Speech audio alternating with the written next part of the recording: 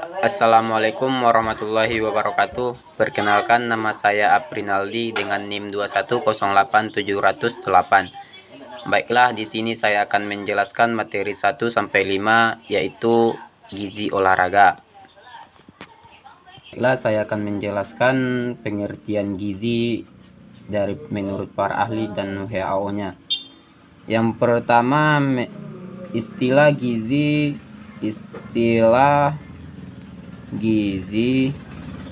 dan ilmu gizi di Indonesia baru mulai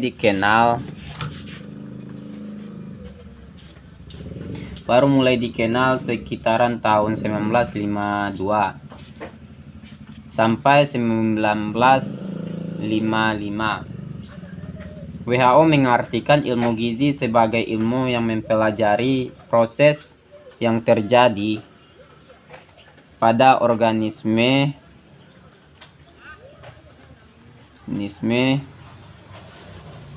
tubuh manusia untuk mengambil makanan dan mengolah zat-zat dan memelihara kehidupan, pertumbuhan, berfungsi untuk organ tubuh, menghasilkan energi. Sementara itu, Riyadi mengatakan ilmu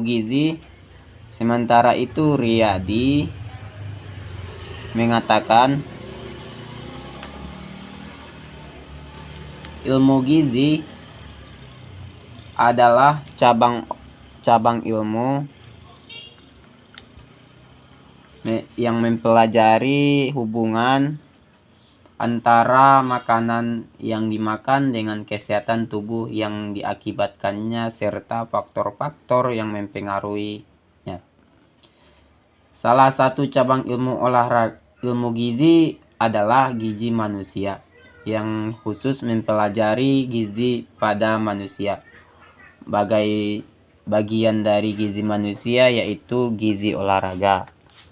Bagiannya yaitu gizi olahraga.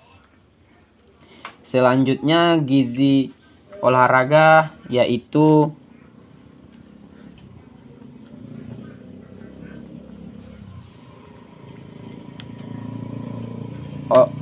terapan gizi kepada atlet agar mampu mencapai prestasi yang optimal.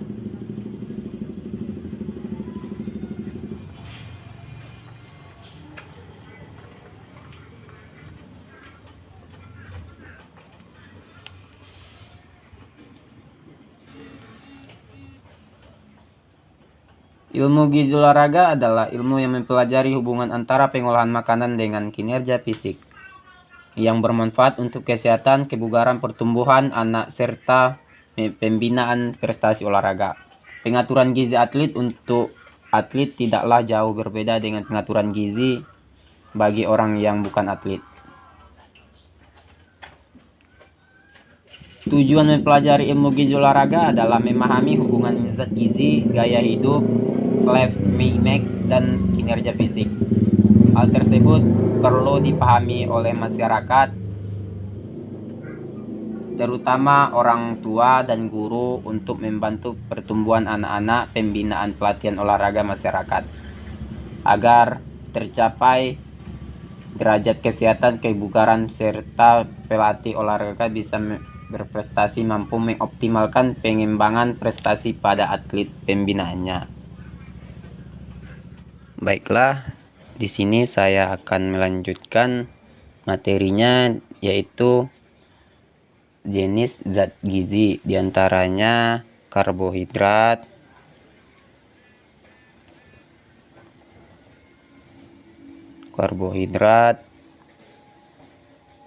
protein, mineral, dan vitamin.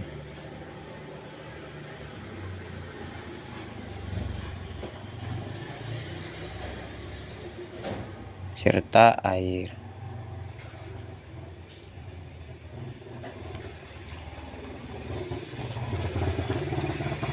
Semua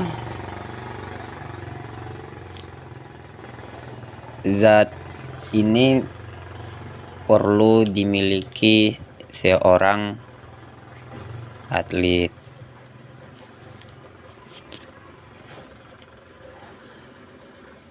Zat yang dibutuhkan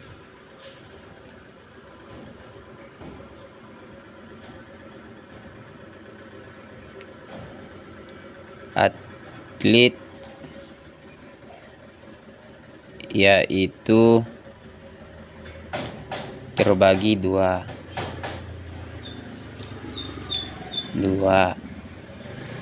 Satu makro, dua mikro. Di sini yang makro termasuk karbohidrat,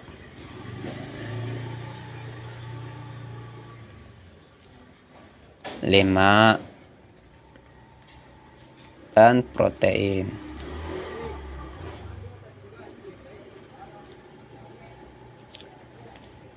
Yang mikronya vitamin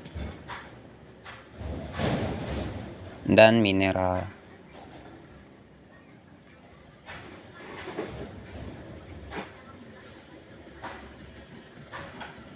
Itu semua harus dimiliki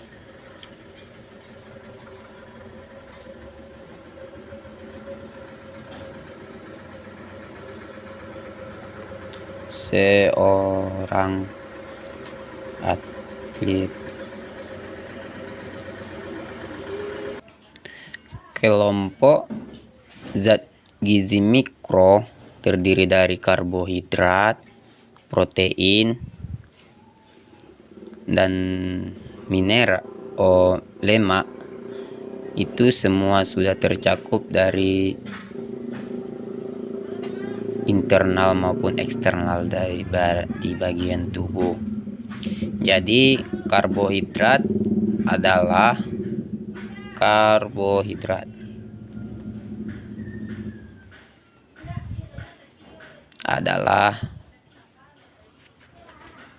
zat gizi yang disusun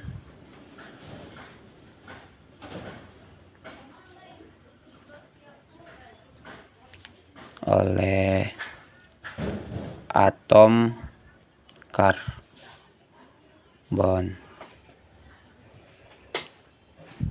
C hidrogen,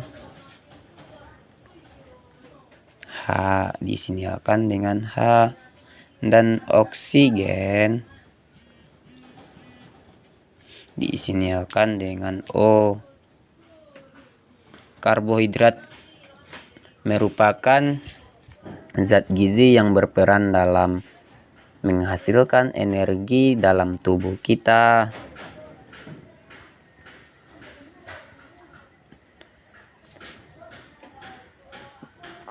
Yang paling utama diantaranya monosakarida yang dikenal dengan nama gula dan merupakan molekul terkecil dari karbohidrat.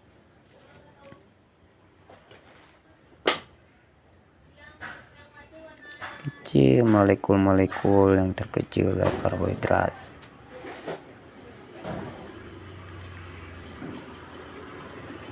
Dalam tubuh monosakarida langsung dapat diserap oleh dinding-dinding usus halus masuk ke dalam daerah darah. Ada 3 macam monosakarida yang berperan dalam tubuh, yaitu glukosa, fruktosa, dan galaktosa. Selanjutnya oligosakarida terdiri dari sakarida, trisakarida, dan tetrasakarida. Ini merupakan termasuk gula yang mengandung 2-10 molekul gula sederhana.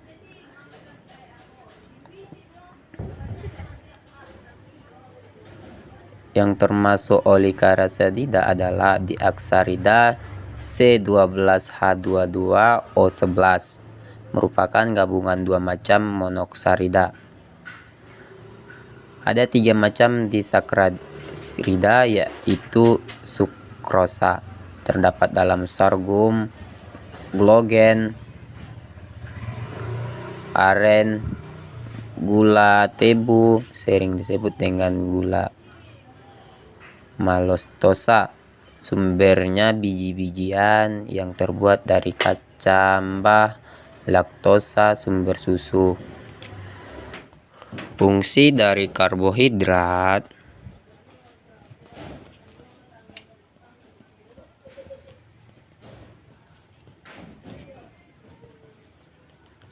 yaitu menghasilkan energi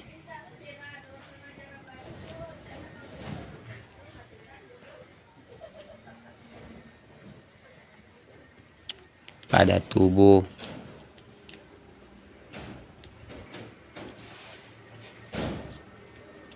Dan mengatur metabolisme lemak.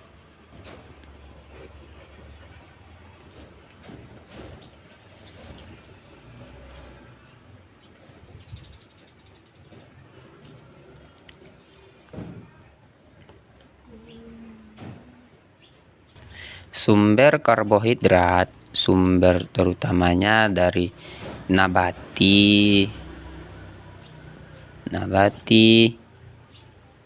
seperti bahan makanan pokok, jagung, sagu,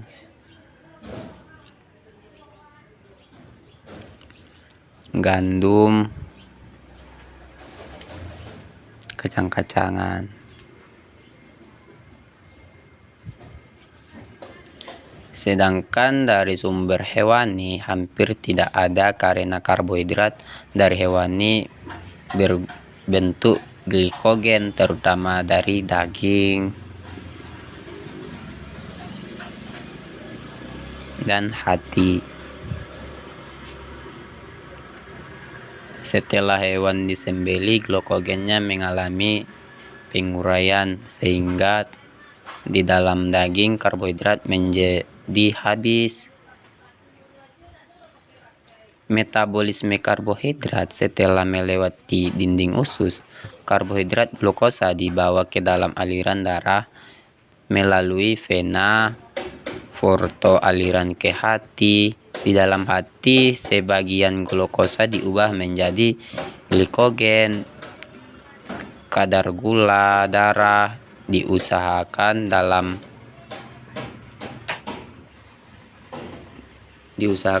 konstan 80-120 mg/%. Selanjutnya, protein. Protein adalah suatu zat yang dalam susunan kimiawinya terdiri dari unsur-unsur oksigen, karbon, hidrogen, dan nitrogen, serta kadang mengandung sulfat dan fosfor yang membentuk unit-unit asam amino. Susunan kimiawinya protein dapat terbagi dalam protein sederhana, protein bersenyawa turunan, atau difat protein.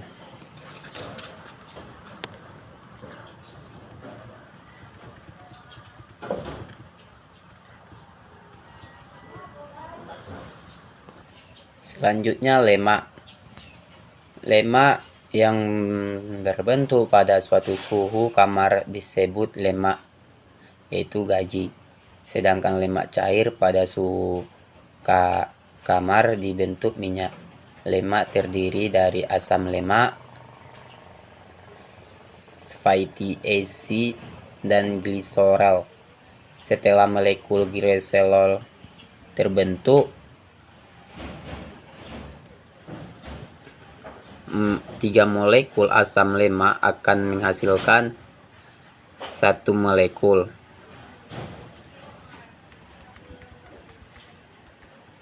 Terikrasi atau lemak tambah air bila atom C yang terkait tunggal disebut lemak jenuh asam flamikmat serat atau dalam gajih.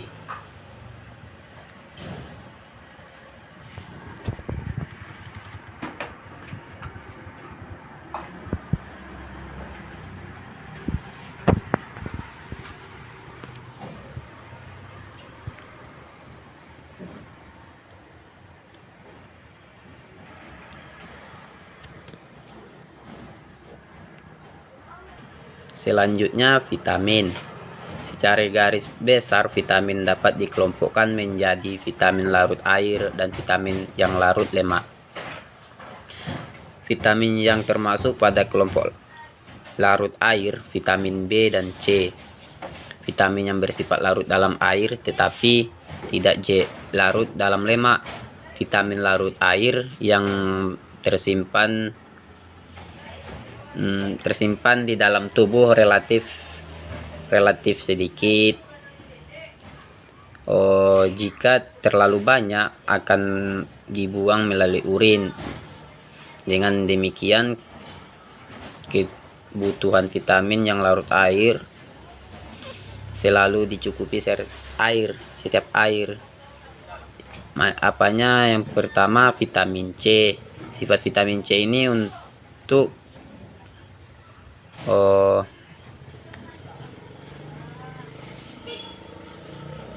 vitamin C diabsorpsi pada usus halus bagian atas melalui mekanisme transportatif pada interaksi 50-200 mg per hari. Selanjutnya mineral. Mineral ini sangat dibutuhkan oleh tubuh kita. Apalagi kita setelah berolahraga itu harus banyak lagi mengisi kekosongan mineral karena sudah banyak zat cair yang kita keluarin, yaitu seperti keringat. Mineral terdiri atas dua golongan besar, yaitu mineral makro dan mikro. Mineral mikro adalah mineral yang dibutuhkan oleh tubuh dari 100 mg per hari, sedangkan yang tergolong mineral makro kelompoknya mineral yang dibutuhkan kurang dari 100.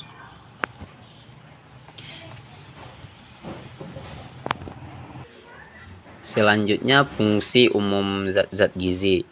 Zat gizi merupakan senyawa atau unsur-unsur kimia yang mengandung dalam makanan dan diperlukan untuk metabolisme di dalam tubuh secara normal. Ada beberapa jenis zat gizi yang diperlukan untuk menjalankan metabolisme yang normal, yaitu minimal ada 50 jenis zat gizi yang dibutuhkan, yang dalam dikelompokkan menjadi 6 utama, yaitu karbohidrat, protein, lemak, vitamin, dan mineral. Fungsi utama zat gizi yaitu sebagai sumber energi pertumbuhan, mempertahankan jaring-jaringan tubuh, dan berfungsi mengatur proses dalam tubuh. Bila digambarkan dalam bentuk bagan, seluruh jenis zat gizi dan fungsinya dapat dilihat seperti berikut, yaitu karbohidrat.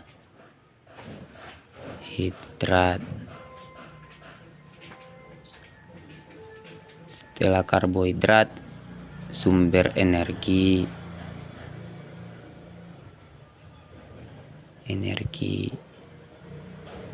lipidnya di bawah karbohidrat.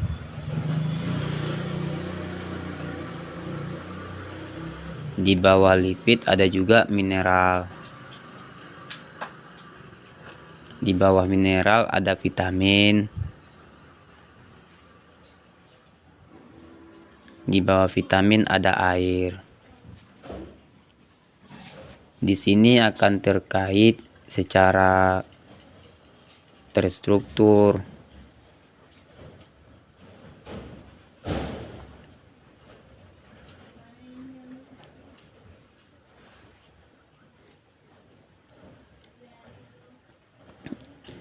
Di bawah sumber energi ada pula pertumbuhan dan mempertahankan jaringan.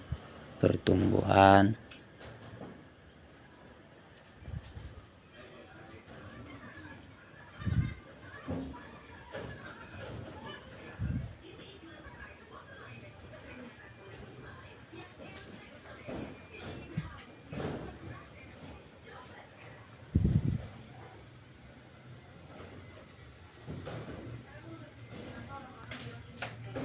di bawahnya ini juga ada mengatur proses.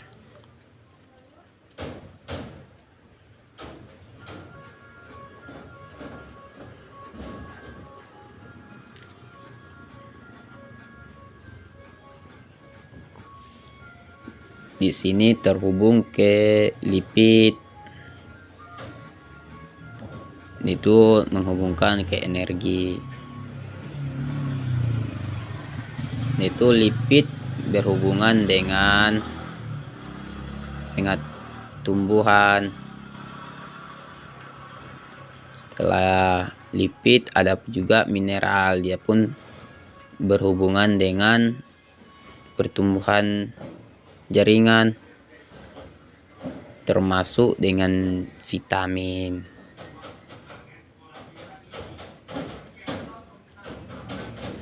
Mineral sama vitamin itu tidak pernah putus. Selanjutnya vitamin sama air itu sama, saling menghubungkan. Nah, vitamin dan air itu ke sini terkaitan ke mengatur proses. Karena vitamin dan air itu sudah terkombinasi dengan air, mengatur proses dalam tubuh. Di sini protein.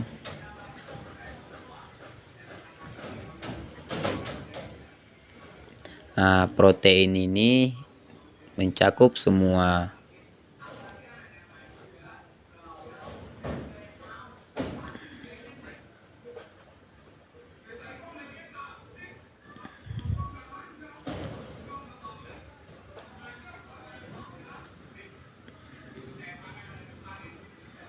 Sekian bagannya.